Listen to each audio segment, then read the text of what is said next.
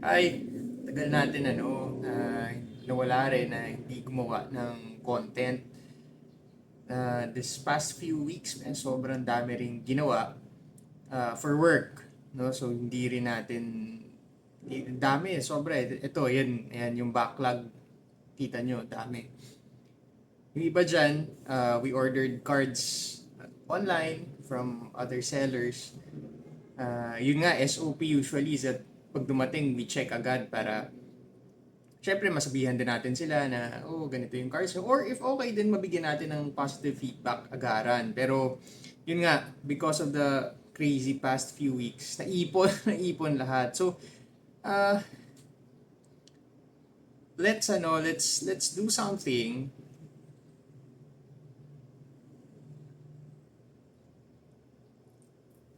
Let's do something na usually kung ano yung ginagawa namin when we receive it, or at least ako anong ginagawa ko when we receive the packs, yung mga from the mail. So unbox natin, I mean, medyo straightforward, a lot of people do it. But tayo, at least there's a bit of a bit of syempre checking kung genuine siya or hindi. Especially for our hobby na daming nga ngayon na proxy, daming fake. I've been reading through yung groups, and then may mga friends din ako sa Magic Tambayan group na marami na rin na-flag na proxy. Although yeah, okay lang sila, pero eto sinisell talaga nila as uh, genuine. So parang hassle. So let's start first with some of the packs that we received over sa mail, no. So I'll just ano ko na lang blur out ko na lang if ever man may mga personal details, kasi baka mamaya syempre the sellers don't want it seen or whatever. So here is first, it's wild na hindi naka-sleeves.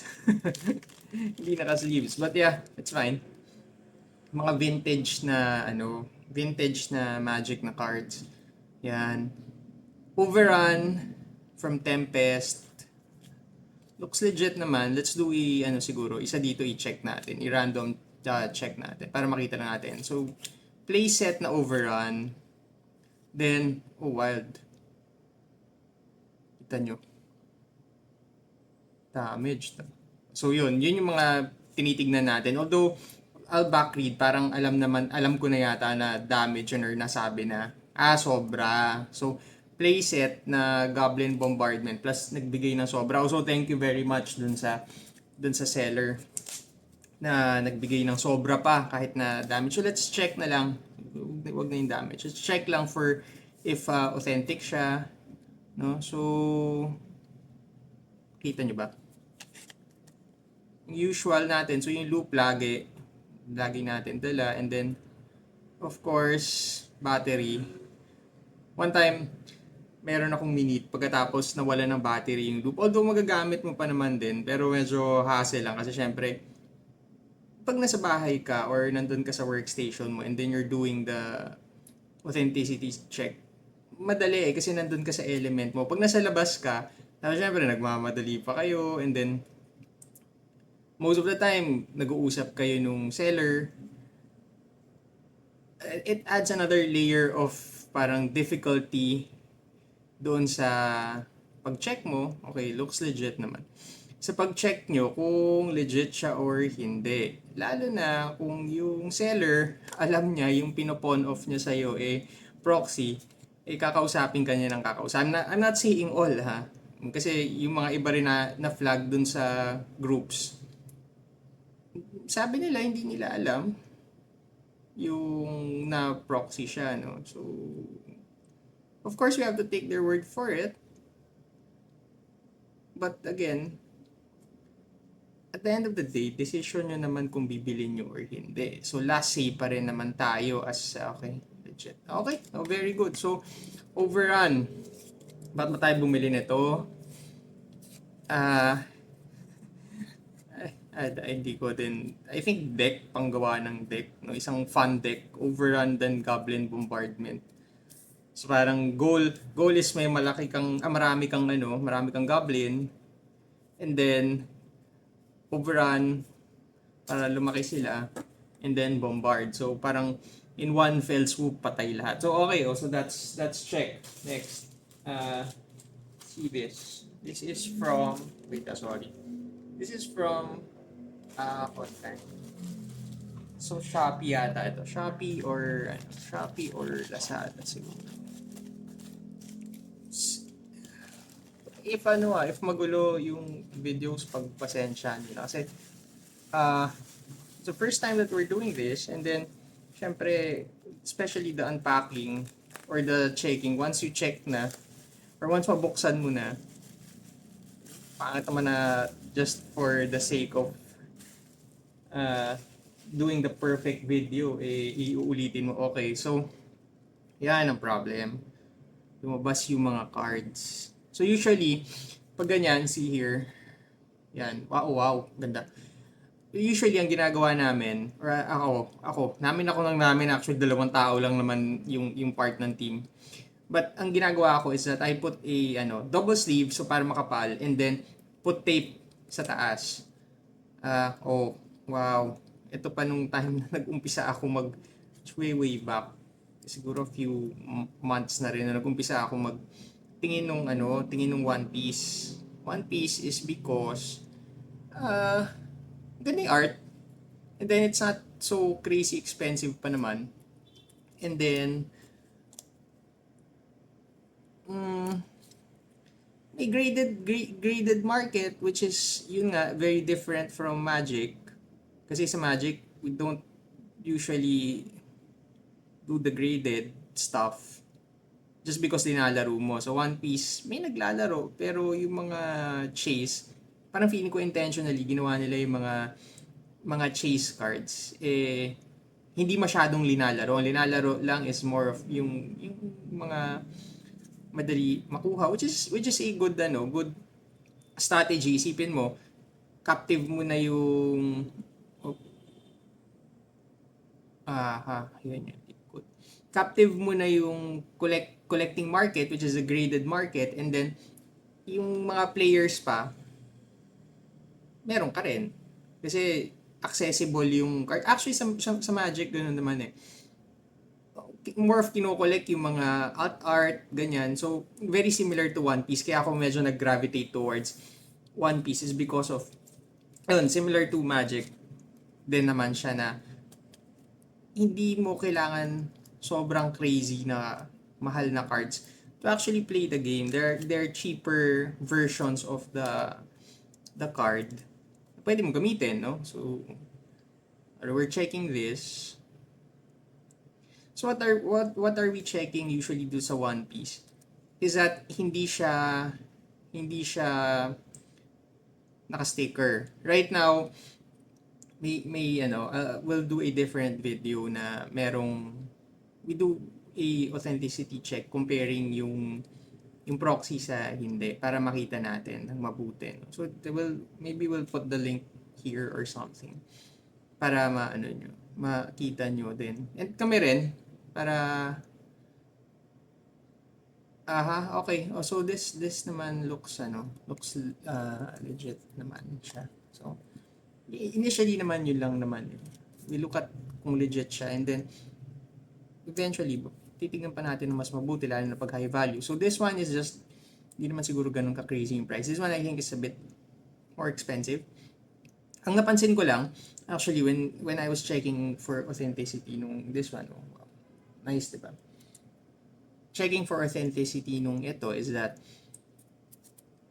maganda yung condition niya. So we might send this out for Greg. Ayan. Hindi, maganda yung condition niya. So we might send this out for grading. Yung this one. Kasi this one I think chase ito.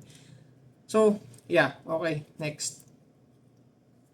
Again, pagpasensyahan nyo na the lighting here. The lighting might be bad or whatever. This one naman, let's cut it first. This one is from Lazada. Okay. Not sure if I'm not sure if I'm supposed to be mentioning yung brands ba ay yung shops, kung Lazada o ano. Pero yon, sorry if it gets flagged, bleep me out, or I'll bleep myself out na lang. Okay, mga deck protector lang. So we're doing we're planning to, eto may kasama na ako kasi mukha akong namang tanga if I play by myself lang ng Magic. Play by myself ng Magic. Ah, it's it's a more accessible way to play the game Magic na for kasama ko actually, basta may kasama ako dito na player na rin dati. Yung tagal na, siguro mga 20 years na rin siya nag-stop. So very hindi na kami in touch with the actual cards. Now we know the old cards, pero the new cards we don't. So we're doing segment siguro. Tignan nyo na lang kung okay, and then sabihan nyo na lang kami kung pangit, wag nyo nang ituloy yan kasi kalokohan yung ginagawa nyo, you're just wasting time. The next is ito. This is from online seller to, malamang sa sa MTG Tambayan. Yeah, okay. Correct. Let's see.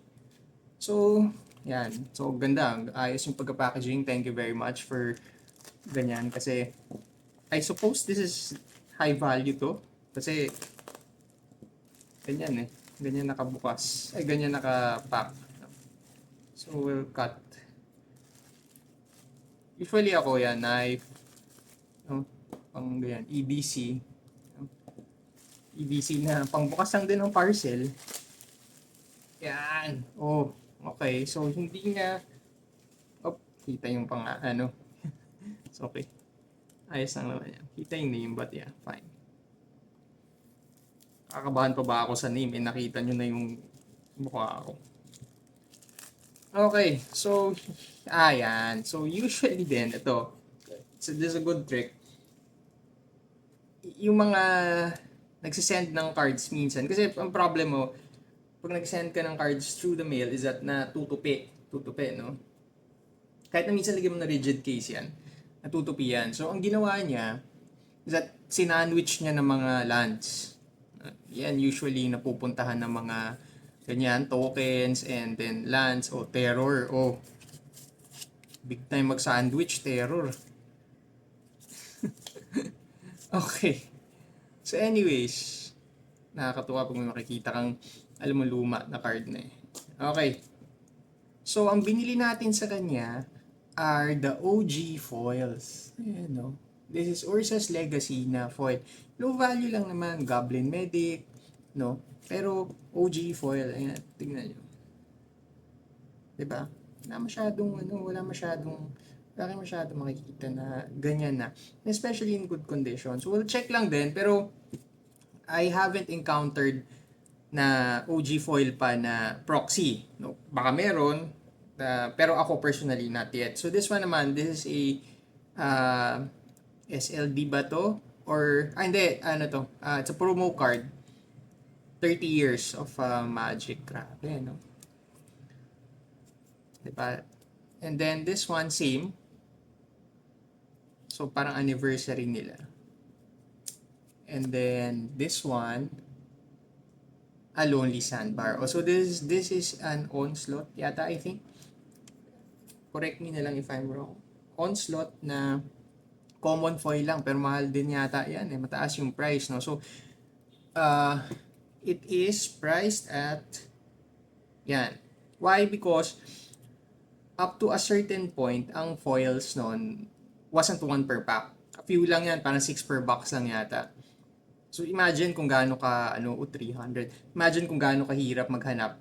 Tapos machechempohan ka pa ng mga commons. So even the commons are expensive. Promo. Ito, false profit na promo, no? Isipin mo May 29, 1999. So meron kami binili before the Corrupt Official. Fun card siya, pagkatapos parang summarize the Philippines situation right now with 4 cards, 4 Magic the Gathering cards. So yun nga, Corrupt Official, and then Mana Vault, or Mana Vault Demonic Tutor. Basta ganoon, parang ang peg niya was sobrang surplus ng bansa naman pala. pero hinaharang ng corrupt official kasi binubulungan ng demonic tutor. This one naman, false prophet. So, makita natin kung what we come up with. Describe the Philippine situation in 4 cards. Ayan, Overtaker. So again, card from 1999. Galing, di ba? Ganda. Ito yung pares nung isang land. So, Baron Moore. So, why special? Comes into play pagkatapos black. Ang pinaka ano na to is cycling. So, discard plus draw na nasa hand mo na. And Findhorn, Elfen. So, this is Findhorn Elf. German, malamang Elfen. Na 1995.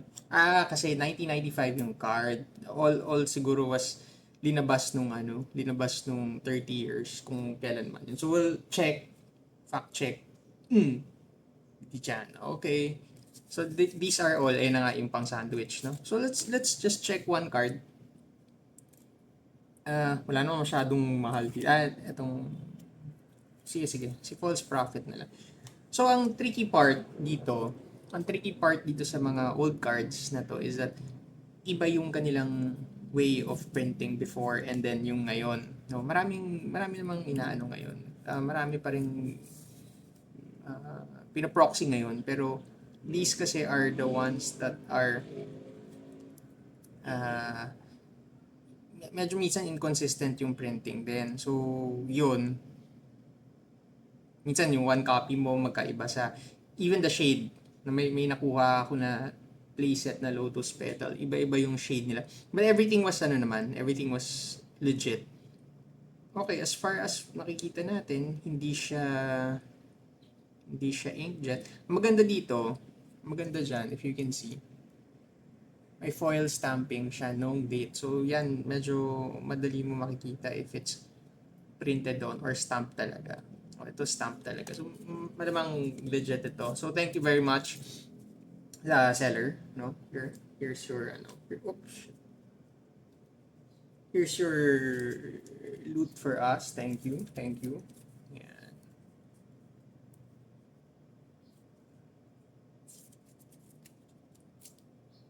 Okay.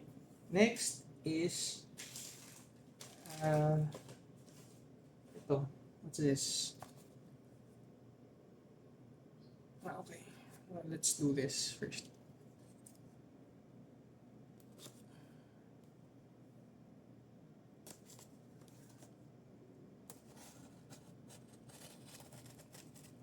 Maganda yung niya, maganda yung concept na don't accept if seal is broken, although yeah, feeling ko standard naman yan.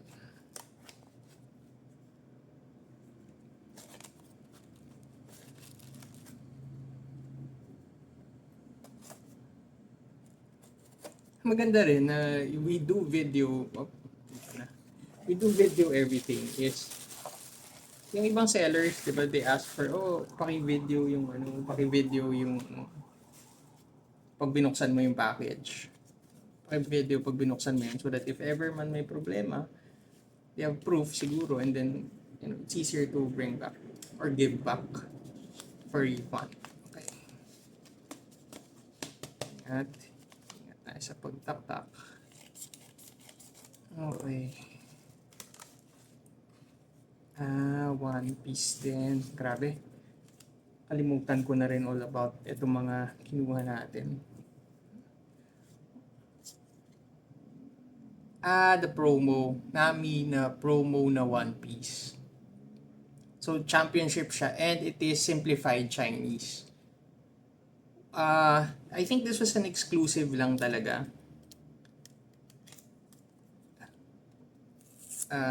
Yeah, exclusive. Maganda kasi ito yung sinasabi ko kanina, merong tape, no? So hindi lumabas yung card. Which is good. Exclusive siya na. So we'll check lang to do the checking. Yeah.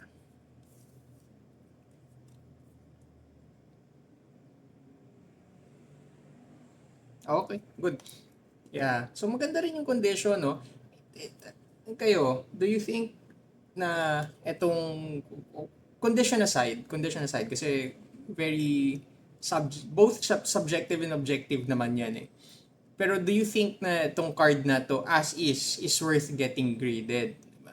Sabihin natin maka 10 yan or 9. Worth bang ipa-grade, no? So, ano na lang, paki-comment na lang please. Then ito yung kagaya kanina yung pang sandwich niya. Okay? Cool. Next. Dami pa. Okay.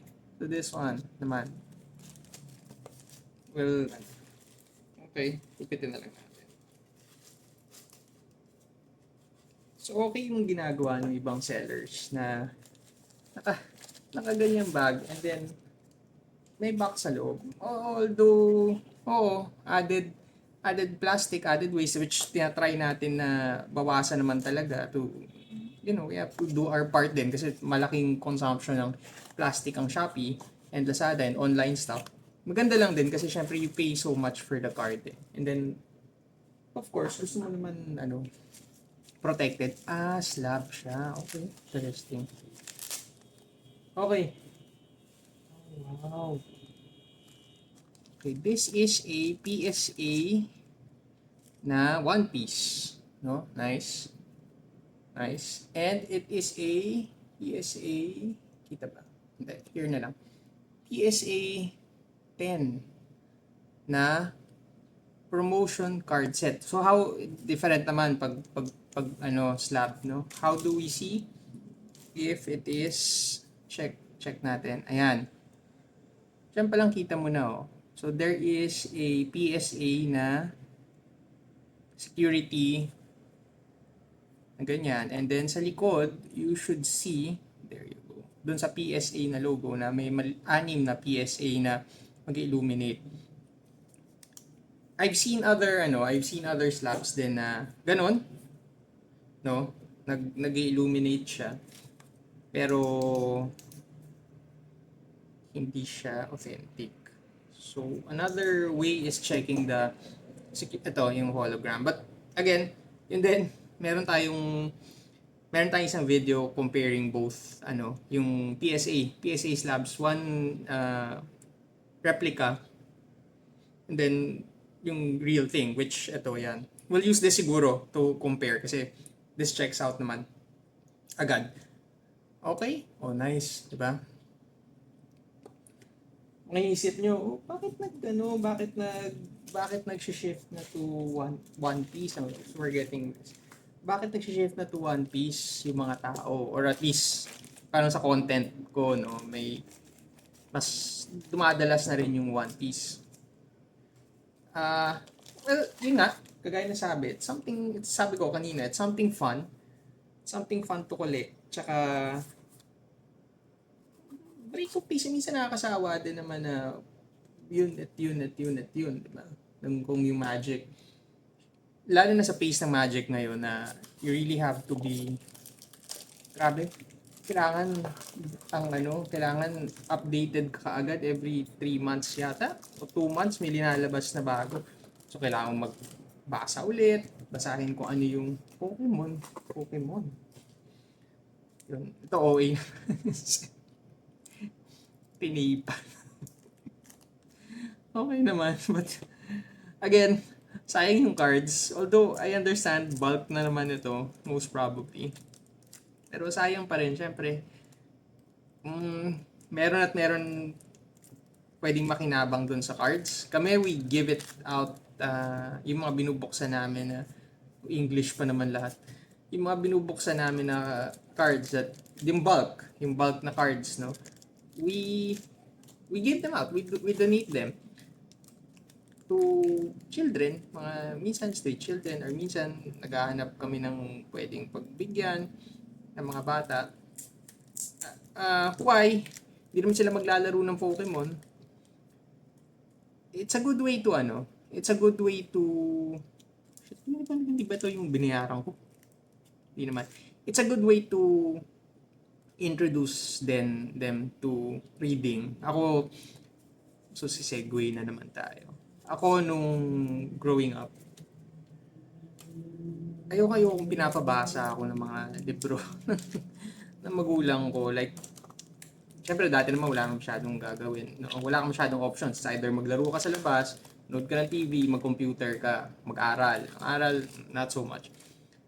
Magbasa ng libro. Parang nung bata ako, parang sobrang resistant ko doon kasi gusto ko akong laging pinagbabasa ng parents ko. Until I discovered RPG. Yung RPG, syempre may storybook, may rules, may kanya, kakapal ng books.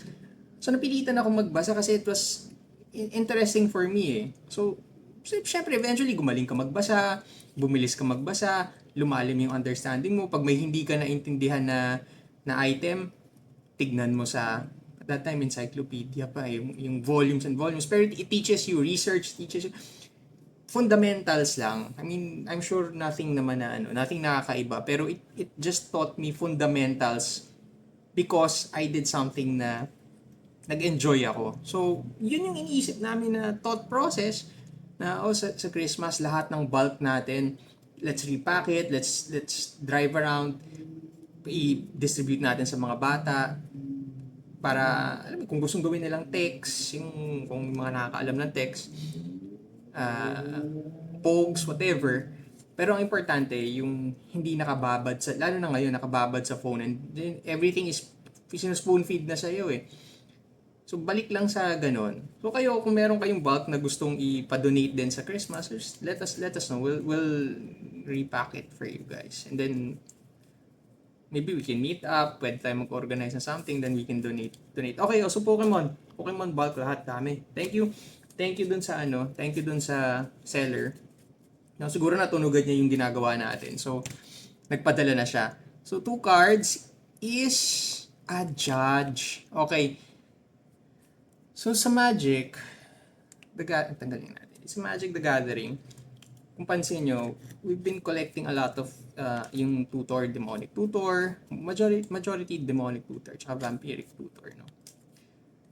Tapos parang, okay, after a while, na nakuha mo na yung mga gusto mo makuha, naghanap ka naman, sige, what's your next fix? So naisip ko, parang maganda yata yung yung judge foils kasi or judge prizes. Ito yung mga binibigay ni Wizards sa pasalamat sa mga people who help facilitate, I guess, who help judge the competitions. So yan. So this is very exclusive. Hindi naman sobrang OA kamahal, pero exclusive lang, no? So owl yung logo nila kasi owl, di ba? Pag mga sa school or something, pag matalino, owl tapos merong yung toga. So this naman, so far wala pa akong nakikitang proxy na judge. Sana wala tayong matsyempohan. But yeah, so let's just check. Yan, okay. Okay naman Okay naman yan. Check yung likod. Okay, checks out. Yung likod na to. Checks out. Yeah. Again, may separate video tayo for the whole checking kung okay, everything is So nung umpisahan nito, na ito lang yung actually in order ko dun sa seller. Tapos syempre after a while, kwentuhan, tanong siya kung anong deck bubuhin, I don't play naman. Sabi ko hindi, collect lang ang judge. Sabi niya, ito, meron akong isa. Classic, animate dead na judge foil. Ganda, di ba? I mean, I guess useful siya, relevant pa siya ngayon sa gameplay, pero galing lang nung art diba? So, yeah, we got this, dalawa. Kayo kung may judge kayo na gustong pakita sa amin, yeah. Just send it our way. Yeah, yun. Yeah, so yung video, just abangan nyo na lang for the checking kasi it will be soon. And then last one. Yan, last one. Natapos na rin tayo. That was a lot. No? Itong isa naman is, alam mo, hindi ko alam kung ano to.